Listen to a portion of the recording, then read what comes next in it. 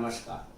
Shrimati આડીસા arts અને Shrimati વિડીસા commerce college ધોળકાનો હું પી ભટ્ટ. આપણે છેલ્લી વખતે લક્ષ શોધવામાં અવયવ પાડતા શીખ્યા હતા. હવે જો તમે ભૂલી ગયા હો તો અવયવ પાડવાની ફરીથી વખત યાદ કરી લઈએ કે જો લિમિટ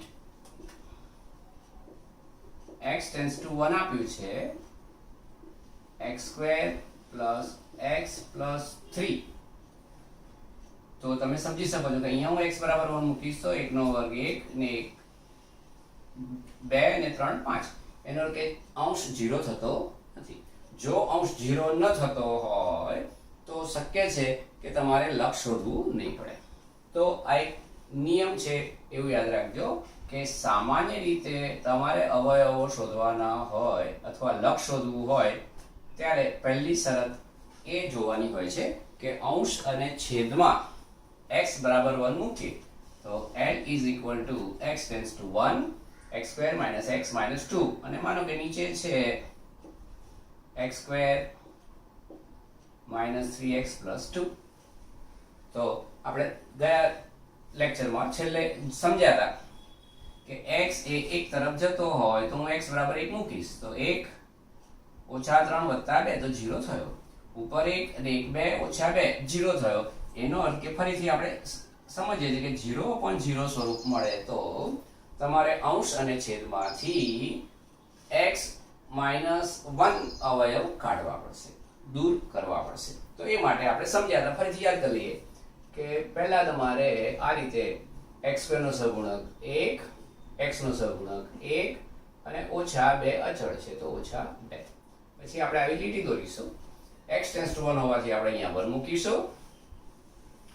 આપણે અહીંયા દર વખતે 0 મૂકવાના જ છે તો 1 + 0 એટલે 1, 1 ને 1 1 અને 1 + 1 2 થશે, 2 × 1 2, તો 2 મૂકીએ છે એટલે આ 0 થઈ ગયો. એનો અર્થ કે આ અવયવ પડી ગયા. હવે એ જ રીતે છેદ છે એના માટે વિચારીએ તો આપણે પહેલા આ રીતે લીટી દોરીશું. x² નો સહગુણક 1 -3 અને 2. હવે પાછું x ટેન્ડ્સ ટુ 1 છે એટલે અહીંયા શું મૂકીશું 1, અહીંયા મૂકીશું 0. હવે 0 મૂક્યા પછી આપણે શું કરીશું તો 1 + 0 એટલે 1, 1 × 1 એટલે 1, -3 માંથી 1 જાય તો -2, -2 × 1 એટલે -2 એટલે થઈ ગયા 0. તો આપણું ફરીથી જ્યારે અંશ અને છેદ બંનેમાં ચલ x આપેલો હોય, આધારમાં હોય અને 0/0 નું સ્વરૂપ મળતું હોય તો તમારે દર વખતે x ટેન્ડ્સ ટુ 1 આપ્યું હોવાથી x - 1 અવયવ કાઢવા પડશે. અને અવયવ સામાન્ય કાઢવા માટે આ સહેલી ને સરળ રીત છે. ચલો હવે મેં તમને ગયા લેક્ચરમાં આપણે સમજ્યા હતા કે અહીંયા x² છે એટલે અહીંયા x લખીશું, અહીંયા અચળ લખીશું. અહીંયા x² છે એટલે અહીંયા x લખીશું, અહીંયા અચળ લખીશું. એટલે હવે અવયવો જો પાડવા હોય તો x ટેન્ડ્સ ટુ 1 તો એક અવયવ તો x - 1 ખબર જ છે તો x - 1 બીજા કૌંસમાં, ચલો આ શું થશે 1 × x એટલે x + 2 છેદમાં. એ જ રીતે અહીંયા પાછું એક અવયવ x - 1 અને અહીંયા x -2. બરાબર. હવે આગળ જોઈ ગયા હતા એ પ્રમાણે x - 1 અવયવ નીકળશે અને કાઢી નાખીશું. એટલે limit x tends to 1 x + 2 x - 2. તો હવે હું x બરાબર 1 મૂકીશ એટલે x એટલે 1 + 2 છેદમાં 1 - 2. તો 2 ને 1 3 અને 1 માંથી 2 ગયા એટલે -1 એટલે -3. માટે l બરાબર શું મળશે -3. ટૂંકમાં આપણે આવું શીખી રહ્યા હતા કે જ્યારે x ટેન્ડ્સ ટુ 1 હોય અને x બરાબર 1 મૂકો તો 0/0 નું સ્વરૂપ મળતું હોય તો તમારે અંશ ને છેદમાંથી અવયવો સામાન્ય કાઢીને દૂર કરતા લક્ષ મળે છે. અવયવો જુદી જુદી રીતે કાઢી શકાય છે અને આપણે અવયવો જુદી જુદી રીતે કાઢી શકીએ છીએ. પણ આ જે રીત શીખવાડી એ થોડી પ્રમાણમાં આપણને સહેલી અને સરળ છે. હવે પ્રશ્ન એ થાય છે કે જો તમને દાખલો આપવામાં આવે અને માનો કે એમાં ઘાતાંક 5 હોય તો તમારે પેલી રીતમાં 6 પદ લખવા પડશે. માનો કે ઘાતાંક 10 છે તો તમારે 11 પદો લખવા પડશે. તો અવયવો પાડવા અઘરા બની જાય છે. તો એવા વખતે આ લોકોએ એક સૂત્ર ડેવલપ કરેલું છે અને એ સૂત્ર આપણે સમજીએ. તો જો limit x tends to a હોય, ધ્યાન રાખજો આપણે સામાન્ય સૂત્ર પહેલા સમજીએ છીએ. Limit x tends to a હોય અને x નો n ઘાત માઈનસ a નો n ઘાત છેદમાં x માઈનસ a આવું સ્વરૂપ હોય તો યાદ રાખવાનું limit x tends to a હોય, x raise to n minus a raise to n છેદમાં x માઈનસ a હોય. તો જ્યારે આવું સ્વરૂપ તમારા જોડે હોય ત્યારે તમે એનું લક્ષ શોધવાની બદલે તમે એનું સીધું n into a raised to n minus 1 લખી શકો છો. તો આ એક સીધો સાધો નિયમ ગણો કે સૂત્ર ગણો કે x tends to a હોય, ચલ લક્ષને અનુલક્ષતું. હું આને ચલ કહું છું, આને લક્ષ કહું છું. તો ફરી સમજો, ચલ જ્યારે લક્ષને અનુસરતું હોય અને ચલનો n ઘાત હોય માઈનસ લક્ષનો પણ n ઘાત હોય અને છેદમાં એનો જ અવયવ હોય તો તમે સીધું એની જગ્યાએ n into a raised to n minus 1 લખી શકો છો. તો હવે તમને પ્રશ્ન થશે કે સર આ શા માટે? તો સૌ પ્રથમ તો જ્યારે ઘાતાંકો તમને મોટા આપ્યા હોય, પછી ઋણ આપ્યા હોય, અપૂર્ણાંક આપ્યા હોય કે અજાણ્યા આપ્યા હોય તો એવા વખતે આપણે જે અવયવ પાડવાની રીત છે, જે ટેકનિક છે એ આપણને થોડી કંટાળાજનક અથવા લાંબી લાગે છે. તો આવા સમયે તમારે આ સૂત્ર વાપરવું પડશે. ટૂંકમાં આપણે આજે સૂત્ર તરીકે જે સમજવા જઈ રહ્યા છે તો પહેલા તમારે આટલું યાદ રાખવું પડે કે જો ઘાત મોટો હોય, અજાણ્યો હોય, અપૂર્ણાંક હોય અથવા અજ્ઞાત હોય, એટલે કે અજાણ્યું જ કહેવાય પણ અપૂર્ણાંક અજ્ઞાત ઋણ હોય તો યાદ રાખીએ છીએ કે જ્યારે આપણે લક્ષનો દાખલો ગણી રહ્યા છીએ અને તમને ઘાત મોટો લાગે, અજાણ્યો લાગે, અપૂર્ણાંક લાગે, ઋણ લાગે તો તમારે સમજી લેવાનું કે તમારે એક સૂત્ર જાતે ગોઠવવું પડશે. તો પહેલા આપણે સૂત્ર કેવી રીતે ગોઠવીશું એની એક રીત જેવું હું બોલતો હોઉં છું કે તમારે હંમેશા પહેલા ચલ ઓછા લક્ષ ઉપર સમાન ઘાત. તો તમે જે x લખો એની પર જે ઘાત હોય એ જ અચળ સંખ્યા પર ઘાત હોવી જોઈએ. ચલ ઓછા લક્ષ ઉપર સમાન ઘાત તથા છેદમાં ચલ ઓછા લક્ષનો અવયવ મેળવી શકાય તો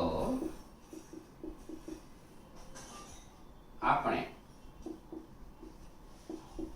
સીધું એક સૂત્રનો ઉપયોગ કરી શકવાના છે. તો આપણે સતત બોર્ડ પર રહે એટલા માટે હું એક સૂત્ર અહીંયા લખી રહ્યો છું કે limit x tends to a x raised to n minus a raised to n upon x minus a. સમજો, ચલ ઓછા લક્ષ. તો ચલ ઓછા લક્ષ, આ ચલ છે, આ લક્ષ છે. તો ચલ ઓછા લક્ષ ઉપર સમાન ઘાત. કેટલા હોવા જોઈએ એ મહત્વનું નથી પણ સમાન હોવા જોઈએ. અને છેદમાં ધારો કે ઘાત કાઢી નાખીએ તો જે વંચાય એવો એક અવયવ નીચે હોવો જોઈએ.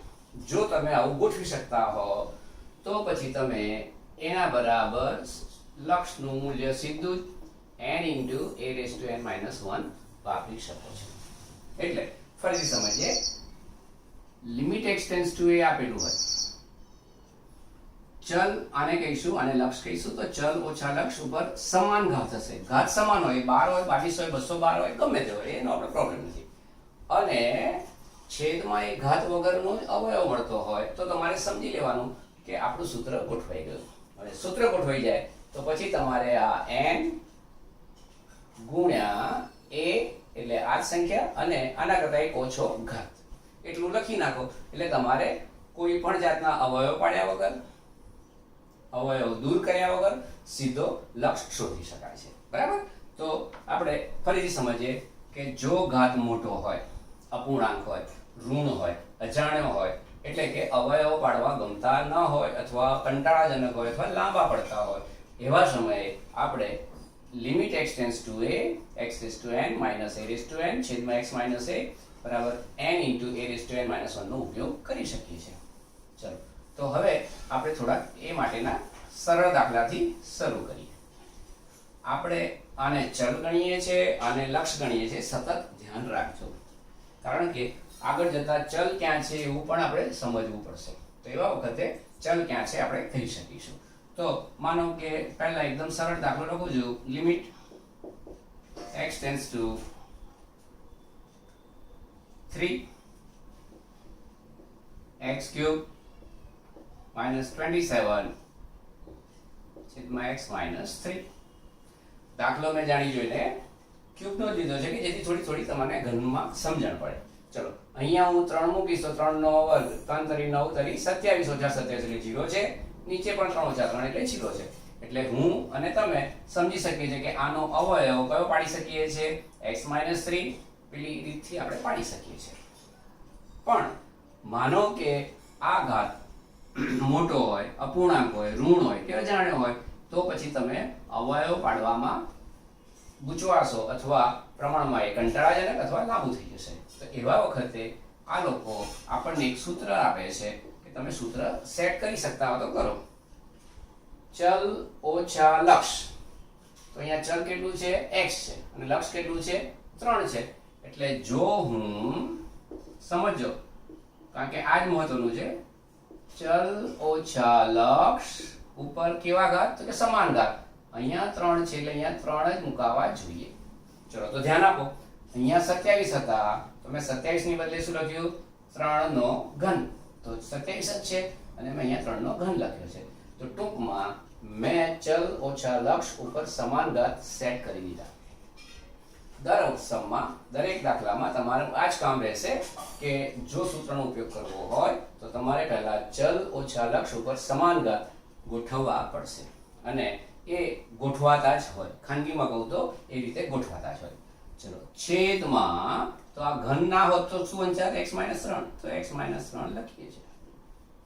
તો તમે સમજી શકો છો કે આ સૂત્ર જોડે આ એકદમ સેટ થઈ ગયું. જો ચલ ઓછા લક્ષ, ચલ ઓછા લક્ષ, ચલ ઓછા લક્ષ ઉપર કેટલા ઘાત છે? એના સમાન ઘાત. તો અહીંયા પણ કેવા ઘાત છે? સમાન ઘાત છે. અને ઘાત કાઢી નાખો તો જે બાકી રહ્યું એનો અવયવ છે. એનો અર્થ કે આ સૂત્ર ગોઠવાઈ ગયું. હવે અહીંયા n કેટલા છે? 3 છે અને એ પણ કેટલા છે? 3 છે. એટલે અહીંયા લખાશે 3 3. આ જે n છે એનાથી ઓછો એટલે 3 ઓછા 1 એટલે 3 3 નો વર્ગ. 3 નો વર્ગ 9, 9 તરી 27. તો અવયવો પાડ્યા વગર, સહેજ પણ નવી ટેકનિક કે નવી રીતથી અવયવ શોધ્યા વગર જો તમે ચલ ઓછા લક્ષ ઉપર સમાન ઘાત ગોઠવી શકતા હો અને નીચેનો અવયવ મેળવી શકતા હો તો આપણે એનો સીધો જવાબ n * a⁻n−1 લખી શકીએ છીએ. આ મેં સમજાવવા માટે લખ્યું હતું એટલે 3 ઘાત લીધા હતા. હવે માનો કે તમે કહો સાહેબ આ તો અવયવ પાડીને પણ ગણી શકાય. તો સાચી વાત છે, અવયવ પાડીને ગણો તો પણ આ જ રીતે દાખલો આવશે અને જવાબ પણ સરખો આવશે. તમે ઘરે ગણો હોય તો ગણી જોજો, બરાબર.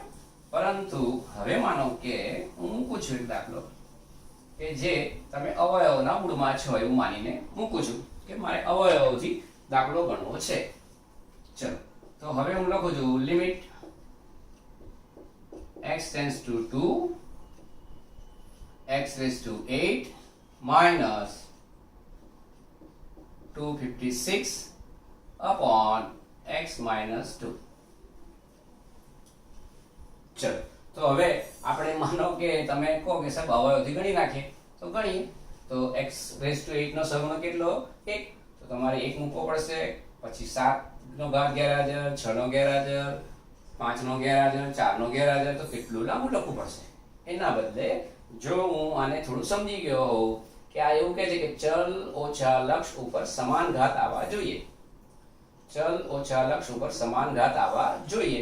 તો જો હું આને ચલ ઓછા લક્ષ ઉપર સમાન ઘાત લાવી શકતો હોઉં તો મારો દાખલો બહુ સરળ થઈ શકે છે અને આપણે એ પ્રયત્ન કરીએ. તો રીત આવી છે લિમિટ x ટેન્ડ્સ ટુ 2. ચલો આને આપણે ચલ કહીએ છીએ અને લક્ષ કહીએ છીએ. તો ચલ ઓછા લક્ષ ઉપર કેટલા ઘાત છે 8, તો સમાન ઘાત કરી દઈએ. તો મેં મૂકી દીધા. હવે તમે કેલ્ક્યુલેટરમાં ચેક કરી લો તો 2 દુ 4 દુ 8 દુ 16 દુ 32 દુ 64 દુ 128 દુ 256, એટલે 2 નો 8 ઘાત છે જ. તો મેં 2 નો 8 ઘાત લખ્યો. હવે 8 8 દૂર કરી દઈએ તો શું અંચાર આપણને x ઓછા 2, તો x ઓછા 2. ચલો તો હવે ફરીથી આપણે આ સૂત્રને ફરીથી યાદ રાખીએ કે x raise to n minus a raise to n છેદમાં x માઇનસ 1 ગોઠવાયું કે કેમ ચેક કરી લો. તો ચલ ઓછા લક્ષ, તો ચલ x છે ને લક્ષ શું છે 2 છે. તો અહીંયા x અને a, તો અહીંયા x અને a આવી ગયા. ઉપર સમાન ઘાત, તો કે ઉપર સમાન ઘાત છે અને ઘાત વગરનો અવયવ નીચે છે. એનો અર્થ કે આ સૂત્ર ગોઠવાઈ ગયું. એનો અર્થ કે હવે હું n ગુણ્યા a raise to n minus 1 લખી શકીશ. તો અહીંયા હું 8 2 રેઝ ટુ 8 માઇનસ 1, એટલે કે 8 into 2 રેઝ ટુ 7. ચલો 2 રેઝ ટુ 7, તો 2 દુ 4 દુ 8 દુ 16 દુ 32 દુ 64 દુ 128. તો અહીંયા 8 ગુણ્યા 128 થશે. તમારી જોડે કેલ્ક્યુલેટર છે જ, માનો કે નથી તો અમારી રીતે અમે ગણીએ તો 88 64 નો 4 વધી 6, 8 દુ 16 ને 6 22 2 વધી 2, 8 એકુ 8 ને 2 10 10 24. તો આ આપણો અવયવ પાડ્યા વગર સૂત્રના ઉપયોગથી દાખલા ગણાય છે. પણ આમાં 3 શરતો યાદ રાખજો. પહેલા આ ચલ છે એ આધારમાં છે, એક વાત. સામાન્ય રીતે અહીંયા ચલ અને અચળ પદ એવા 2 જ પદો છે, બીજી વાત. અને તમારે આ સૂત્ર ગોઠવવાનું છે કે x ટેન્ડ્સ ટુ a છે, એનો અર્થ કે અહીંયા ચલ ઓછા લક્ષ ઉપર સમાન ઘાત લાવવા પડે, નીચે પણ x માઇનસ 1 ગોઠવવા પડે. હવે જો સેજ આને અઘરો બનાવવો હોય તો એ લોકો અહીંયા આ અવયવ આપવાની બદલે ત્યાં પણ તમને કોઈ બીજી સંખ્યા આપી શકે છે. તો તમારે એક સાથે અંશને અને છેદને બંનેને ગોઠવવા પડે. આપણું સૂત્ર તો આ જ રહેશે, ચલ ઓછા લક્ષ ઉપર સમાન ઘાત છેદમાં એનો અવયવ. તો ગોઠવી શકાય તો તમે આ લખી શકો છો. તો હવે આપણે એક એવો દાખલો લઈએ કે જે બંને રીતે, એટલે કે અંશમાં પણ અને છેદમાં બંને રીતે તમારે એને ગણવો પડે. તો લખું છું limit x tends to 1 x raise to 10 minus 1 upon x raise to 5 minus 1. ચલો તો હવે સમજીએ. પહેલા છેકથી સમજીએ તો x એક તરફ જશે, થશે નહીં, પણ સ્વીકારી લઈએ છે. તો અહીંયા હું 1 મૂકીશ તો 1 માઇનસ 1 એટલે 0 થઈ ગયો. આ પણ 1 માઇનસ 1 એટલે 0 થઈ ગયો. એટલે 0 upon 0 નું ફોર્મ મળી ગયું. છેકથી યાદ કરીએ. હવે 0 upon 0 નું ફોર્મ મળી ગયું એટલે તમે અંશ અને છેદમાંથી x માઇનસ 1 અવયવ સામાન્ય કાઢી શકો છો, નીકળે છે અને કાઢી શકાય. પણ મને આ ઘાત મોટા લાગ્યા. આ તો ચાલી જાય, પણ આ જરા મોટા છે. ટૂંકમાં જ્યારે તમને ઘાત મોટા લાગે, અપૂર્ણાંક હોય, અજાણ્યા હોય કે ઋણ હોય, ત્યારે તમારે ફરજિયાત આ સૂત્ર ગોઠવવું પડશે.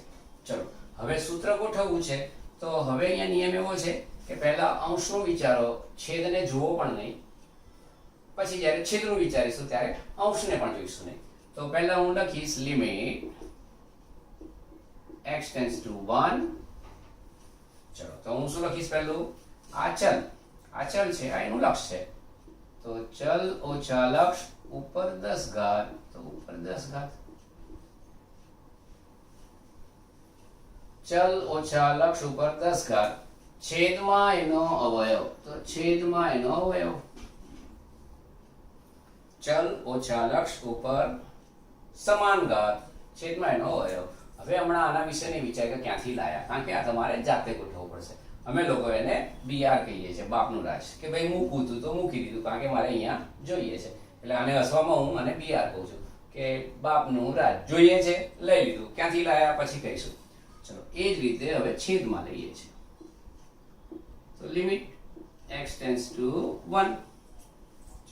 તો હવે x ટેન્ડ્સ ટુ 5 માઇનસ 1 છે, તો આપણે એને આ રીતે વાંચીશું, ચલ ઓછા લક્ષ ઉપર સમાન ઘાત છેદમાં એનો અવયવ. મૂકી દીધો. હવે આપણને પ્રશ્ન થશે, અને થવો જોઈએ, તમને પણ થશે કે સર આ ક્યાંથી આવ્યું, તો આ પણ ક્યાંથી આવ્યું એવો પ્રશ્ન થશે. તો તમે સમજી શકો છો કે આનો છેદ છે ને આનો છેદ છે, તો છેદ ખરેખર ઉડી જશે, એટલે આ જે છે એ જ લખ્યું ગણાય. તો ફરીથી આ એક સમજો, જ્યારે અંશ ને છેદ બંનેમાં ઘાતાંક મોટા આપ્યા હોય, અજાણ્યા આપ્યા હોય, ઋણ આપ્યા હોય કે પછી અપૂર્ણાંક આપ્યા હોય, અને જો તમારે અચળ અને ચલ અને અચળ બે જ પદો આપેલા હોય, તો તમારે આ સૂત્ર ગોઠવવાનું જ હોય છે, ગોઠવવું જ પડે છે. બરાબર. ચલો તો હવે હું સમજી શકું છું કે તમે હવે ધીમે ધીમે આનાથી યુઝ ટુ થઈ ગયા છો કે ચલ ઓછા લક્ષ ઉપર 10 ઘાત, તો કે યસ ચલ ઓછા 10 ઘાત છે, છેદમાં એનો અવયવ છે, તો હું અંશમાં શું લખી શકીશ? 10 ગુણ્યા 1 નો 10 ઓછા 1. આ અંશનું લખાઈ ગયું. ચલો હવે આ છેદનું લખીએ છીએ, તો છેદમાં શું આવશે? n બરાબર કેટલા ગણાશે? સમાન ઘાત કેટલા છે? 5, એટલે 5 1 નો 5 ઓછા 1 ઘાત. ચલો તો હવે સમજી શકો છો કે 10 ઓછા 1 એટલે 9, તો 1 ની ઉપર ગમે તે ઘાત હોય તો એક જ જવાબ આવશે. 5 1 ની ઉપર 4 ઘાત, પણ 1 ની ઉપર ગમે તે ઘાત હોય તો કેટલો જવાબ આવશે? 1, એટલે આ જવાબ થશે 10/5, એટલે કે 2. તો ફરીથી સમજો કે જ્યારે પણ તમને ચલ આધારમાં આપ્યો હોય અને ઘાતાંક મોટા, અપૂર્ણાંક, ઋણ, અજાણ્યા આપ્યા હોય અને તરત પછી અચળ આપ્યો હોય, તો તમારે સમજી લેવાનું કે તમારે આવું કોઈ સૂત્ર ગોઠવવું પડશે. આ સૂત્રને આપણે ફરીથી ભૂલી જઈએ તો આને હું ચલ કહું છું અને હું લક્ષ કહું છું. તો ચલ ઓછા લક્ષ ઉપર સમાન ઘાત છેદમાં એનો અવયવ. તો તમારે સમજી લેવાનું કે આ સૂત્ર ગોઠવાઈ ગયું છે, અને એની જગ્યાએ તમે n × a⁻1 લખી શકો છો. તો આ દાખલામાં આપણને અંશમાં પણ ઘાત મોટો આપ્યો, છેદમાં પણ ઘાત મોટો આપે છે. તો આપણે શું કર્યું? પહેલા ચલ ઓછા લક્ષ ઉપર સમાન ઘાત કરી નીચેનો અવયવ મૂક્યો, ચલ ઓછા લક્ષ ઉપર સમાન ઘાત કરી એનો નીચે અવયવ મૂક્યો. હવે યાદ રાખજો, દાખલો એ રીતે જ આપેલો હોય કે જેથી એના અવયવો ગોઠવાતા હોય અને કેન્સલ થઈ જતા હોય, ઉડી જતા હોય. એટલે આપણે એનું બહુ ટેન્શન નહીં રાખીએ, પણ x - 1 જો તમે કેન્સલ કરી દો તો આનું આ પાછું મળે છે. આપણે આ એટલા માટે લખ્યું કારણ કે આ સૂત્ર ગોઠવવું છે, એટલા માટે લખ્યું કારણ કે આપણે સૂત્ર ગોઠવવું છે. સૂત્ર ગોઠવી જાય એટલે તમે આ રીતે એનો જવાબ લખી શકો છો. સારું, હવે યાદ રાખજો કે આનો ઘાતાંક ગમે તેવો અપૂર્ણાંક, ઋણ, અજાણ્યો આપી શકે છે. તો તમે એને અવયવની રીતથી પાડવા જાઓ તો બહુ જ કંટાળાજનક અથવા લાંબી રીત થઈ જતી હોય છે. તો એવા વખતે આપણે આનો ઉપયોગ કરી શકીએ છીએ. ચલો માનો કે હું લઉં છું એક દાખલો આવો છે. માનો કે limit x tends two 2 x raised to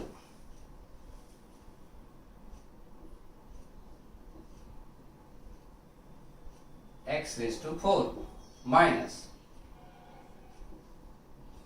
16 upon x raised to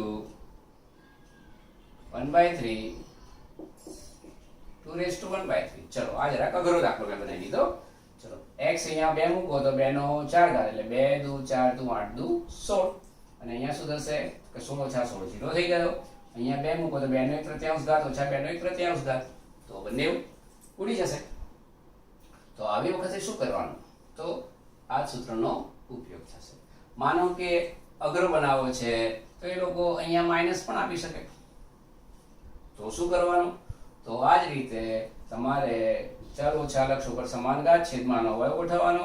આમાં પણ ચલ ઓછા લક્ષ ઉપર સમાન ઘાત નીચે એનો અવયવ ગોઠવવાનો અને પછી તમે એ દાખલો ગણી શકો છો. તો હું માનું છું કે આ દાખલો તમે સ્વ પ્રયત્ન માટે રાખીએ કે તમારે અંશમાં પણ ઘાત છે છેદમાં પણ ઘાત છે અહીંયા અપૂર્ણાંક છે ને ઋણ છે તો ગભરાવાનું નથી. આ જ રીતે એને ગોઠવવાનો છે અને ગણવાનો છે. માનો કે તમને થતું ના સર હવે તમે જ ગણી નાખો તો ચલો આપણે ભેગા થઈને ગણીએ. પહેલું કામ લિમિટ x ટેન્ડ્સ ટુ 2 ચલ ઓછા લક્ષ ઉપર સમાન ઘાત છેદમાં શું લખીશું એનો અવયવ તો એનો અવયવ શું આવશે x - 2. હવે તમે આ કોનું લખી નાખ્યું અંશનું. હવે તમારે છેદનું લખવું પડશે. છેદમાં ઘાત કેવો છે અપૂર્ણાંક છે અને ઋણ છે તો આપણે એનાથી બીતા નથી. આપણે આ રીતે ગણીશું લિમિટ x ટેન્ડ્સ ટુ 2 ચલ ઓછા લક્ષ ઉપર સમાન ઘાત છેદમાં એનો અવયવ તો કયો આવશે x - 2. ચલો મેં એ વખતે પણ સમજાવ્યું હતું ને અત્યારે ફરીથી સમજાવું છું કે x - 2 આના છેદનો છેદ છે x - 2 એ આના છેદનો છેદ છે તો આ બંને ઉડી જશે અને કેન્સલ થઈ જવાથી આપણો દાખલો પાછો હતો એવો ને એવો થઈ જશે. ચલો હવે સૂત્ર ગોઠવાઈ ગયું છે તો હું આ બાજુ લખું છું ચલ ઓછા લક્ષ ઉપર સમાન ઘાત તો શું આવશે 4 ગુણ્યા 2 નો 4 ઓછા 1 છેદમાં. ધ્યાન રાખજો ગભરાવાનું નથી. મેં જાણી જોઈને અપૂર્ણાંક આવા લીધા છે કે જેથી તમે આવું આવે તો શું કરવાનું જોઈ શકો છો. તો અહીંયા શું થશે -1/3 2 -1/3 ઓછા 1. ચલો તો હવે આપણે થોડું ગણિતને ધ્યાનમાં લઈએ તો છેદનો છેદ અંશ થઈને 4 તરી 12 થઈ જશે અને આ ઋણ 1 રહેવા દઈએ છે. સમજો ફરીથી છેદનો છેદ એટલે 3 તો 3 ચોક 12 અને ઓછા 1. હવે અહીંયા ધ્યાન રાખજો આ આધાર સરખો છે. આધાર સરખો છે તો ઘાતાંકોનો સરવાળો કે બાદબાકી કરતા હતા જો તમને એવું યાદ હોય તો અહીંયા 4 માંથી 1 ગયા એટલે ઉપર 3 ઘાત લખીશું. નીચે અહીંયા 2 ની ઉપર શું થશે કે 3 * 1 = 3 ને 1 4 ઓછા 4/3 લખાશે. ચલો સમજ્યા ફરીથી સમજો આ 3 આની જોડે લસા લીધો એટલે 3 * 1 = 3 ઓછા 1 એટલે ઓછા 4 છેદમાં 3 ને 2 - -4/3. ચલો તો હવે ફરીથી સમજજો કે અહીંયા 2 છે અહીંયા પણ 2 છે તો આધાર સરખો છે એટલે આ ઉપર લઈ જશું તો સરળ થઈ જશે એટલે ઇઝ ઇક્વલ ટુ ચલો 12 ઓછા 1 છે એટલે ઓછા 12 લખીશું અને 2 આધાર સરખો છે. ધ્યાન રાખજો આધાર સરખો છે એટલે ઘાત ઉપર જશે તો સરવાળો થઈ જશે તો 3 + 4/3 ઓછા 12 ગુણ્યા 2 ચલો 3 કરી 9 ને 4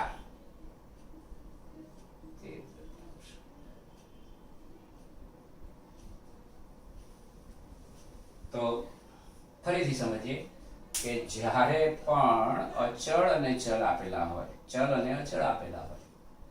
ઘાતાંક મોટા હોય અપૂર્ણાંક હોય ઋણ હોય અજાણ્યા હોય તો લગભગ સમજી લેવાનું કે તમારે આ સૂત્ર ગોઠવવું પડશે. આ સૂત્ર ગોઠવવા માટે સીધો સાદો નિયમ છે કે x એ એને અનુલક્ષે છે એનો અર્થ કે આને જો હું ચલ કહેતો હોઉં તો આનું લક્ષ બને છે. ફરીથી યાદ રાખજો જો આને હું ચલ કહેતો હોઉં તો એનું લક્ષ છે અને તમારે અહીંયા ચલ ઓછા લક્ષ ઉપર સમાન ઘાત લખવાના હોય છે. જો આ રીતે ગોઠવાઈ જાય પછી નીચે સમાન ઘાત વગરનું મૂકી દો અને પછી એના અવયવો કેવું કશું પડવાની જરૂર નથી. માત્ર ચલ ઓછા લક્ષ ઉપર સમાન ઘાત છેદમાં એના અવયવો જો ગોઠવાઈ ગયા તો તમે પછી n into a raised to n minus 1 નો ઉપયોગ કરીને ગમે તેવો ઘાતાંક, અપૂર્ણાંક હોય, ઋણ હોય, મોટા હોય, અજાણ્યા હોય, ગમે તેવા હોય, આપણે સરળતાથી એના દાખલા ગણી શકીએ છીએ. બરાબર? ધારો કે હજુ થોડો આમાં પ્રેક્ટિસ માટે એક બે દાખલા લઈએ.